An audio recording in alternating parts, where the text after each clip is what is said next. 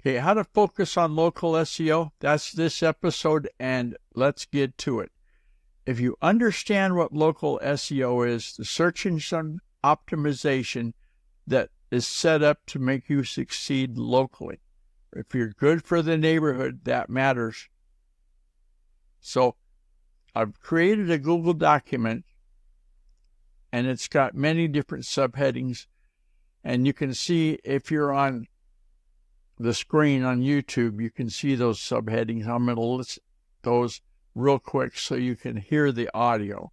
It talks about what is local SEO. Well, sure, that's the SEO that's included the NAP, name, address, and phone number. It should have that on every page. And so there you go. Why local SEO matters for small businesses? Because you're competing against big box stores that are close to you. So if you want to be, we'll say it's a bakery, because that's what's in the Google document. If you want to be the best bakery, don't just use the keyword phrase bakery. Use the phrase best bakery in downtown, wherever you are. Or maybe you're not in downtown. Maybe you're the best bakery in the local mall. Okay? Somehow get yourself out there in terms of being meeting the question near me when it's asked in a search query. The on-page optimization for local signals, it's going to be the NAP, and one trick that they just suggested, I wrote it up today. Go to Google Maps, find your location, share that location, embed the map in your contact page. And what better way for them to find you than giving them a map, right? Instead of just saying I'm at 123 Main Street, put in a map to your location, okay? Creating local content, and that's going to be where you're involved in local events in your community, okay? You can have a blog post, maybe an article, even a video that talks about local interests or events. One of the things I just looked up this morning and planning on something local is the weather. Is it going to be triple digits this summer? Yes, no? That's something that people are going to wonder about, especially with August coming. It talks about getting listed in local directories.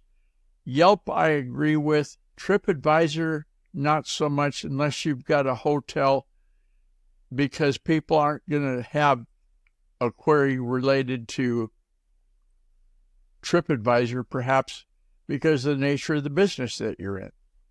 And then, of course, Yellow Pages. You want to be in that, okay? Once you get into those, ask for reviews. Google My Business has got an excellent tool to add reviews into your profile. And then people tend to buy from people they know. So the more that they can know about you, the more reviews that you get positive, that's even better. Measuring your success, well, you want to use Google Webmaster Tools, or now it's called Google Search Console. And that is going to be free with your Google account that you set up to do analytics and so forth. And using Google Search Console, you can find out what query is most often used in finding your content and where you appear on the results. Like if you're coming up in the search results, but you're on page 64, well, then there's some adjustments that need to be made.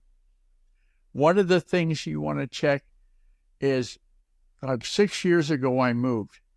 And so my old phone number, it's still online at different places. So I want to do a search for that phone number, your old one, and then find out how to update it as need be.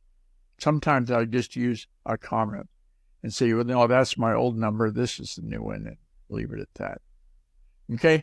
So hopefully this document, if you scroll down into the Google document, there's a link to share it to others right there next to the logo for practical digital strategies. And I hope that this practical digital strategy about succeeding with local SEO works for you. Hey, to contact me, use the secure contact form on GuyRCook.com.